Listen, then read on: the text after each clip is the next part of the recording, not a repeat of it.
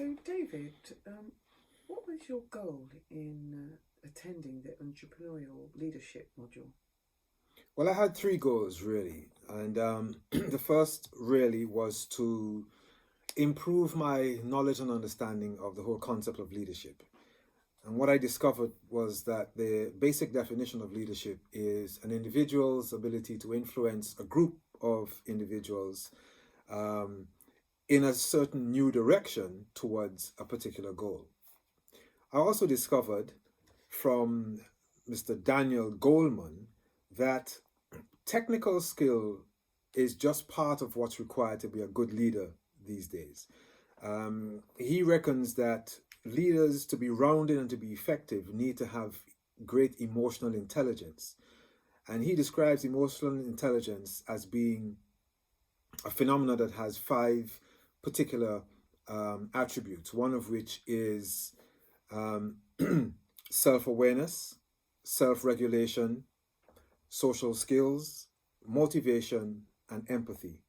And his view is that leaders who have the combination of the technical skills as well as the soft skills in the form of emotional intelligence are better able to lead complex teams in this globally competitive world. Mm. In addition to that, there is a view by Justin de Giulio who says that leaders are not born but made. And I found that quite astounding because there were times when I actually felt that leaders were indeed born. But it turns out that research shows that they have not been born, they've been made.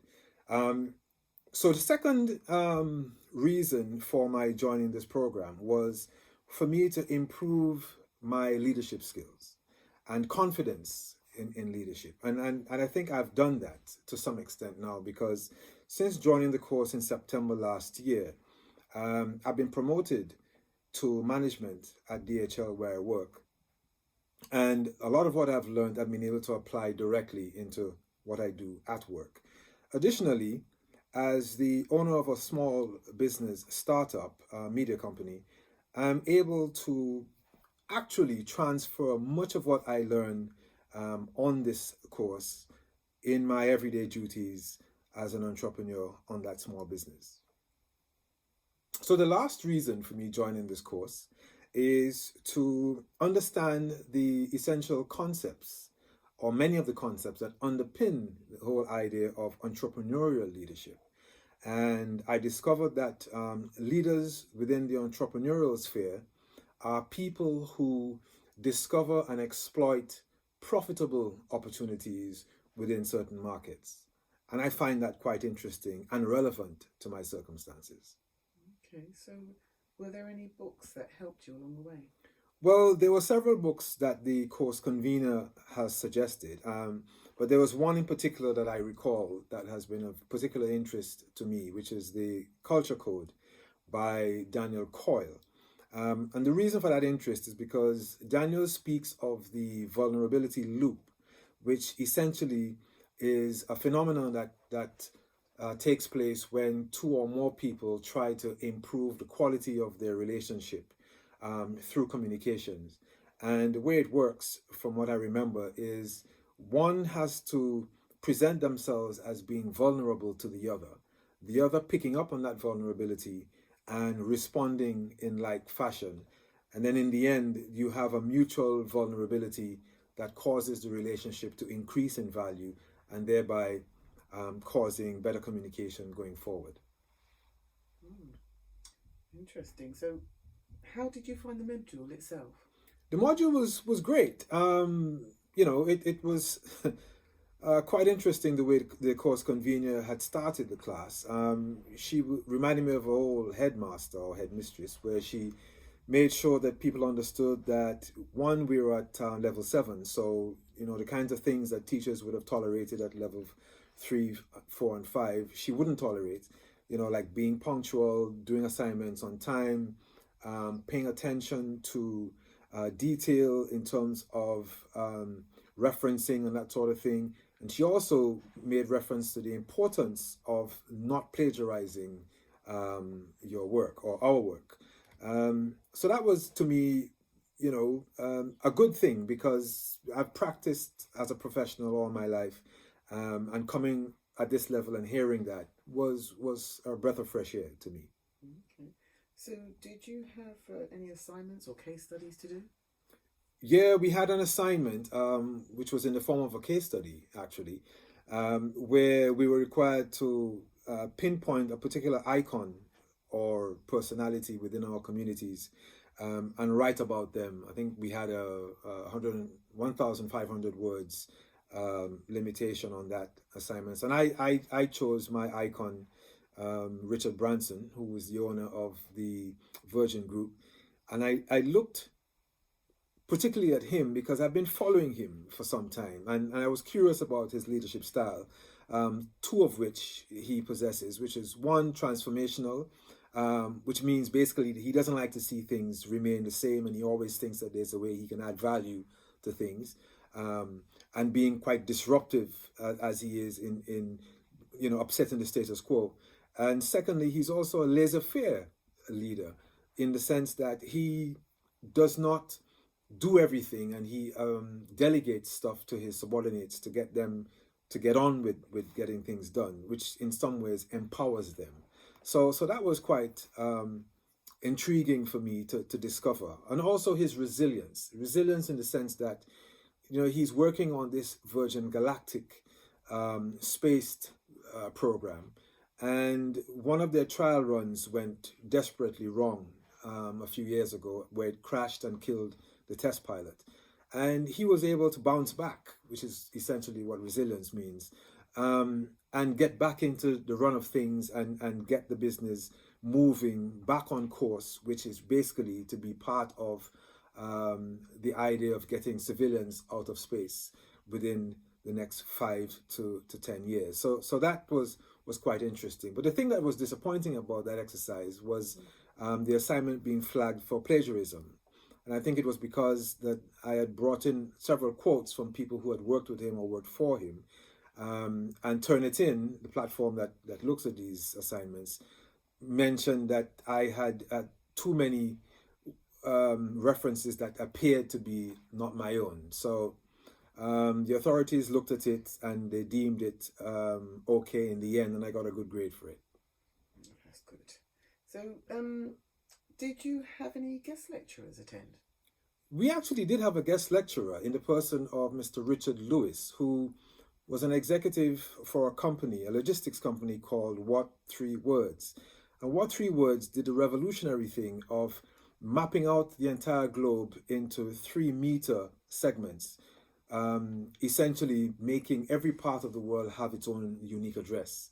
And what that did was it essentially uprooted or placed itself as an affront to the established Royal Mail and others,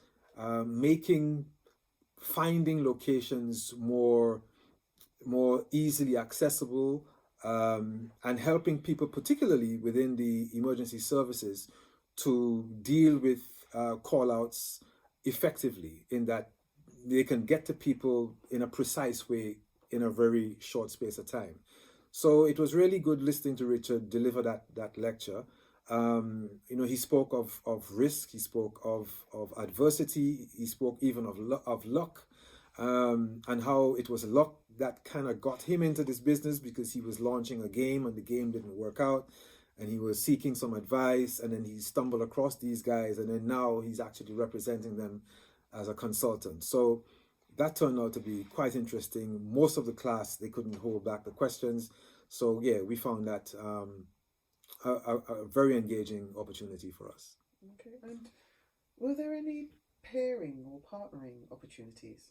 Yes, as part of the program, we had to pair on particular assignments in order to break up the atmosphere in the class, because many of us are from different regions of the world and we don't know each other. So the course convener felt it was a good idea to pair us on several assignments.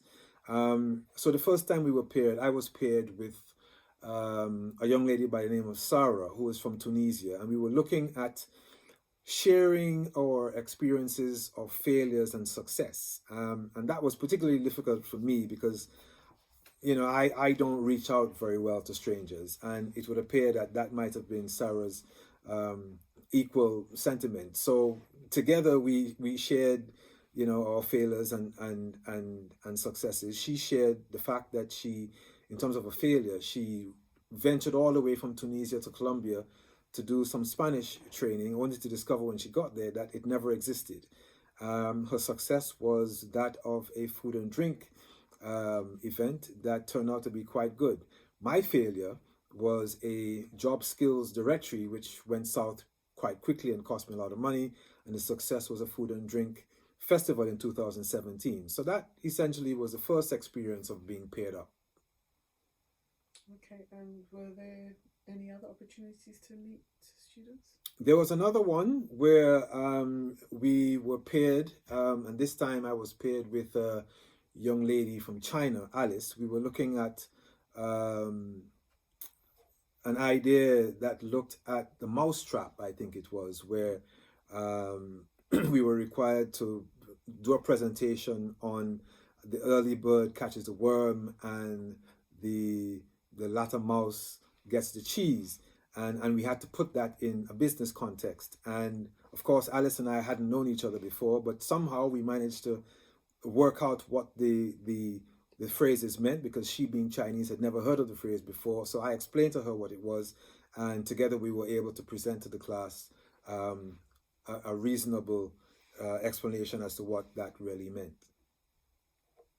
Okay, so were there any class cancellations or anything that affected your learning? Yeah, there was a class cancellation that happened on the worst possible day. My car broke down. I couldn't get to uni, only to find when I did get there, having used the train and the bus, that there was a cancellation because there was a conflict of scheduling. So that was pretty annoying for me, but nonetheless, I got through it. Okay, so thank you very much for your time. It was really great speaking to you about your lecture. It seems like if it managed to help you out a lot. And is there anything else you would like to add? Well, yeah, I mean, the course was quite good. I mean, I enjoyed it. There was a lot of learning. There's still a lot of learning to be done. There's a lot of reading. But I'd like to say that, being a leader, you take for granted that you've got skills that are important for leadership. But until you actually get to the theory, you don't really know. And there's so much theory to be learned on this program, and there's so much more that I need to know about this program. And I think the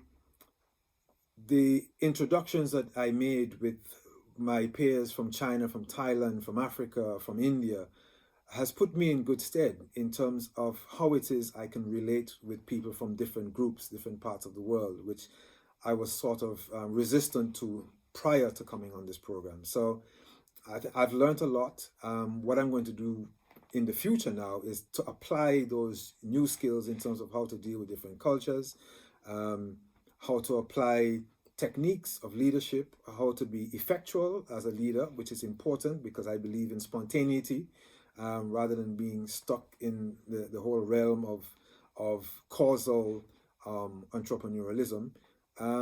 So I thank Henley Business School. I thank Shahina for her tolerance with me being the elder statesman, so to speak, on the course. But yeah, it was a fantastic opportunity. I'm still open to learning more for the next 5 months while the course ensues. And I hope that between now and then, I'm not only able to learn, but also able to pass on a lot of what I've learned through rote over the years, doing my bits and pieces in media, working with DHL, working with other entities.